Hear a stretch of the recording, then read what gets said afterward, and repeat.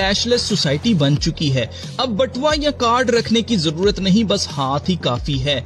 लेकिन एक्सपर्ट्स का कहना है कि ये खतरनाक है। जब आपकी पहचान, पैसा और आप तक पहुंचने का जरिया एक चिप के जरिए मुमकिन हो जाए तो इस पर कंट्रोल किसका होगा?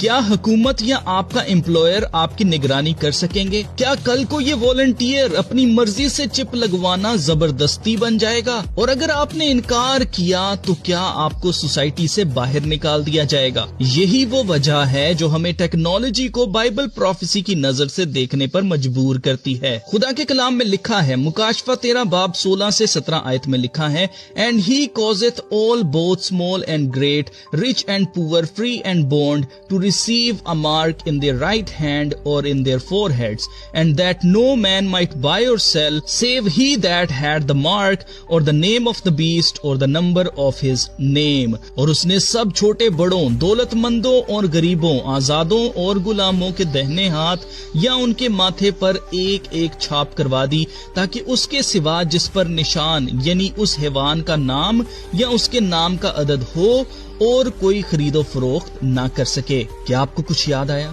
सदियों से लोग मुखालिफे मसीह की छाप क्या होगी इसे ढूंढते आ रहे हैं।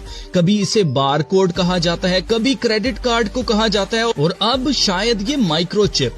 ये पहली बार है कि इंसानों को ऐसी टेक्नोलॉजी लगाई जा रही है जो ना सिर्फ हाथ पर लगाई जा रही है बल्कि ये डायरेक्टली खरीदो फरोख्त से जुड़ी हुई है। क्या ये इत्तेफाक है या ये वाकई ही मुखालिफे मसीह की छाप की निशानी है?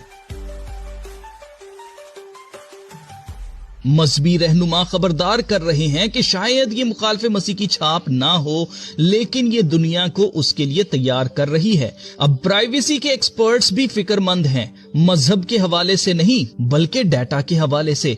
अगर आपकी डिजिटल आईडी हैक हो जाए तो, अगर कोई आपकी चिप क्लोन कर ले तो, या एक दिन ये चिप लगवाना ही लाजमी कर दिया जाए तो, जैसे यूके में डिजिटल आईडी लाजमी कर दी गई है। टेक्नोलॉजी हमेशा ऐसे ही शुरू होती है कि आपकी मर्जी आप लें या ना लें, फिर आहिस्ता आहिस्ता लाजमी बन जाती है। जैसे पहले इंटरनेट सिर्फ एंटरटेनमेंट के लिए हुआ करता था, आज ये हर एक शख्स के लिए जरूरी हो गया है। डर सिर्फ मजहबी नहीं है बल्कि इंसानी भी है।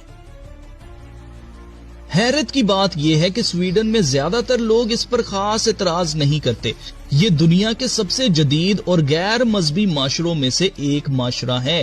कहने को तो ये एक मसीही मुल्क है, लेकिन लोग सेकुलर हैं। ये लोग हुकूमत और इदारों पर भरोसा रखते हैं और पर्सनल जिंदगी के मसलों में कम सेंसिटिव हैं। इनके लिए RFID सिर्फ एक सहूलत है, अकीदा नहीं। लेकिन